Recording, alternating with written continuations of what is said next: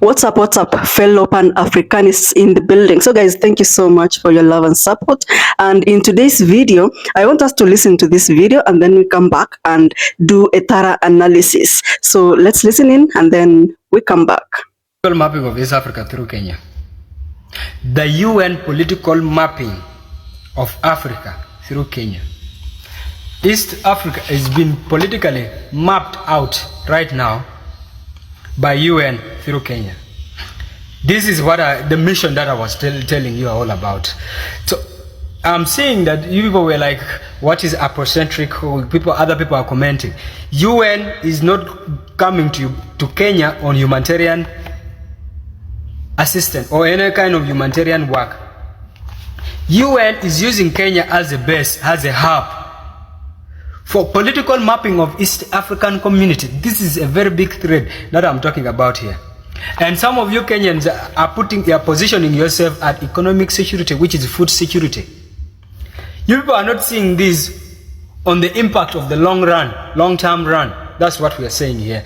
Because we know the government of Kenya, or the William Ruto government, Ruto himself is a Western little boy. He's a Western puppet. They can use him to push their narratives. You get it?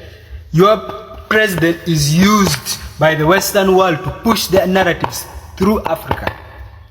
If you people are getting it. Yeah, I'm seeing you people be like, hey, South Sudan is where, blah, blah. We are seeing, we all know that South Sudanese have been there in Kenya for decades. But this is something very important. The reason why of this thing is happening right now, I will let you know very much about it. It's because of Ethiopia. The position of Ethiopia has joined BRICS Alliance. I hope you know it. And AU, African Union, headquarters is Ethiopia. So now they're bringing their stuff, their workers, just at Kenya here, next door to Ethiopia. So at Nairobi here. So it will be very easy for them, right, to politically map East Africa. What position is East Africa taking? Have you seen? So this is where it is, because West Africa and North Africa have kicked out the colonialists, but the Kenyan government is embracing them because of economic what? Colonization, economic debt. So all these years, Kenya has been enjoying what is called economic privileges. UN privileges, the little boy of UN, where they push their narratives. So that's why Kenyan police is in Haiti. You get it? So Kenya is the only country that gets most of the UN missions right now. Kenya mostly is the one getting it, and then Ethiopia plus Rwanda. So you get this. So Kenya is now in weak position, whereby Kenya cannot deny or cannot refuse the agendas which have been pushed through by the Western world. So because Kenya is politically economically in debt. So the political mapping of East Africa through Kenya is happening on this mission called Afrocentric. It's not a humanitarian war, because Kenyan youth are the problem at the moment. Kenyan youth can do one thing. The level of Kenyan democracy is not of what is in East Africa. Kenya is a different place. Kenyans can come out in large numbers. They're not like South Sudanese, they're not like Ugandans, they're not like Rwandans. And this is a threat. It's a threat to the Western world economy. Because Kenya has been built through the Western world economy, through Western world aid. So Kenya is a Western world investment. So instead of seeing their puppets being thrown down or out of the government, kicked out, so what have they done? UN is an agency that they use by those Western powers. I need you people to know this. So Kenyan public is the threat here, not the Kenyan government. The Kenyan public is the threat here, because they can come out in large numbers and do whatever they want. So Kenya is the main threat here. Putting the government, Kenyan government in an awkward position whereby they don't have power or they don't have leverage. You see, your government, you Kenyans, your government has no leverage here. Because everything in Kenya has been done on credit. And everything in Kenya is getting spoiled. You get it? Because you people have one thing. You people are so united that you don't listen to the government. So this is a threat. The same thing, the same spirit of the West Africa and North Africa is now in Kenyans. Have people seen this? So they don't want anything like what happened to Ibrahim Traore and the rest of West Africa to happen in Kenya. So it's a threat to East Africa also. And to us, we East African, we have no room, right, to do whatever we want. So now this UN mission called Afrocentric, it's a threat to all of us. So Kenyans should do something. That's what I'm to say. Kenyans should do something. And East Africa at large is a threat. So East Africa at large should do something. Come out in large numbers, and this mission that people are seeing here is not something good for all of us. In long-term run, all of us are going to see what the problem in 5 years, 10 years from now. That's what I'm saying here. You people, you remember. Thank you so much. Thank you for listening in. But as you can see, guys, this guy, I guess, actually, let's just talk about him being an African in general. Let's not segregate it to him being a South Sudanese. This guy has come out and is having a different perspective of why the UN is moving into the territories, the land of Kenya.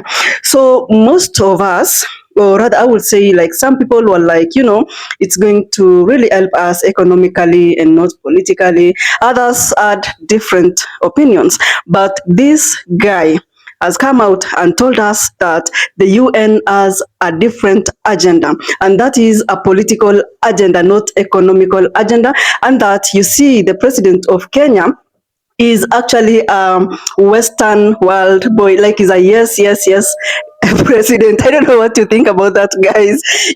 Actually, according to him, is like, you see, the West, when we talk about Mali, Niger, and Burkina Faso, what have they done? They actually chased out the French from their territories, and now they depend on their own taxes. When it comes to their mining sites, they are owning it. Like, literally, they're not renting it out. In the past, when it comes to the mines in the West, the Niger, Mali, and Burkina Faso, French owned it, like fully owned it. And you can imagine it was in Burkina Faso, it was in Mali, Niger. Currently, their economies are doing really, really well, just by them depending on their own revenue, their own taxes.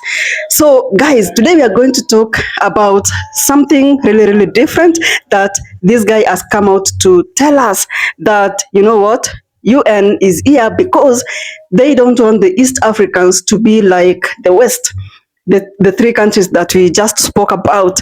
They want to control us and ensure that, you know what, we don't become like the West Africans. When I talk about the West, like, I know most of you are like, we have the West as Europe, America. They actually control us in some way. And also we have the West Africa, who have managed to liberate themselves. So, guys, when we come to East Africa, okay, let's talk first about Ethiopia, the headquarters of United Nations. This, not United Nations, African Union. So this particular country, they are members of the BRICS at the moment. And when you talk about the BRICS, remember, Russia is in there, and Russia is an enemy of the West. So you see, they're like, according to this guy, the AU, the UN has to come here, and then they'll be able to neutralize all this, what's really happening in Africa. So in the past, they always used the media to spread about what's happening in Africa, or they wanted people to know, to have a perspective of Africa through the media. But now, if you see someone like Ibrahim Traore, was like, to hell with France 24, because, they actually did spread what they wanted other people to know about Burkina Faso. But you see, at the moment, it's only the local medias that are in place. They are actually telling their own stories without being manipulated, and with a lot of propaganda at the same time.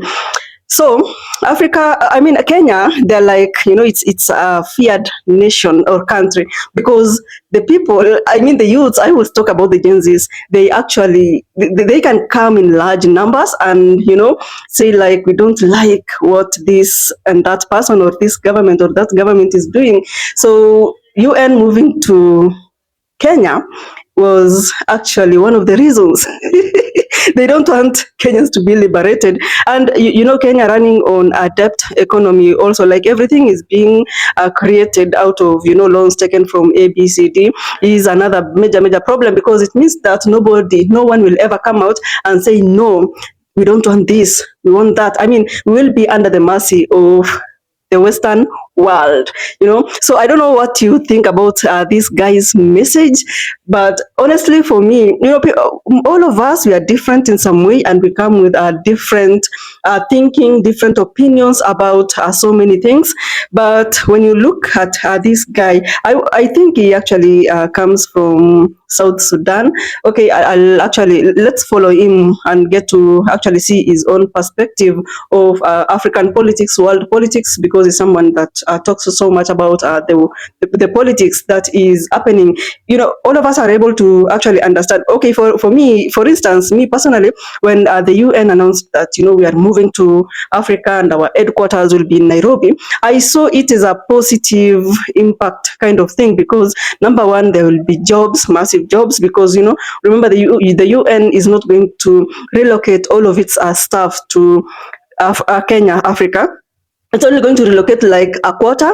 And also this quarter, you know, some of them are not willing to relocate, because, you know, when it comes to adaptability and a human being, it's actually something that is, I would say, most people, they are not easily adaptable to moving to places. Like when you're told today you need to move to this and that place, and that's why you're going to start your life here and there. I mean, accepting it is always very difficult. I mean, just that decision.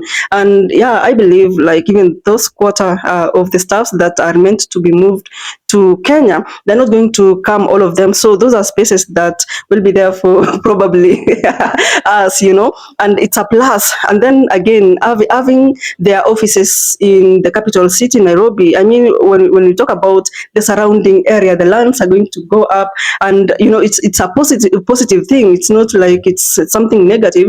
So for me, I took it on a positive note. But, you know, of course, as I said earlier, you know, some will be like, no, they're not here for humanitarian purposes. They're here politically. They want to, you know, most of I think it's there's a Pan-Africanist, like I will say, was it Patrice Lumumba?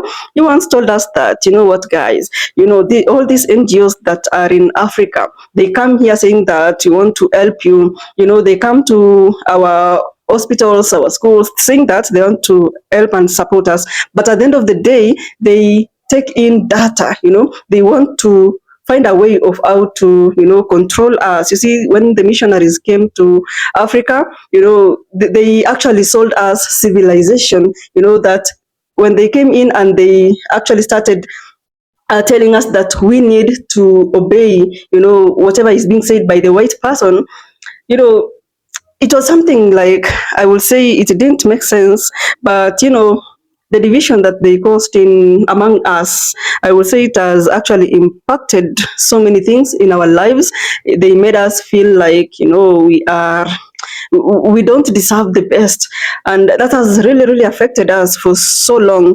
So thank you so much if you watched the video up to this point. I truly appreciate your presence. I'll see you in the next video. Bye bye.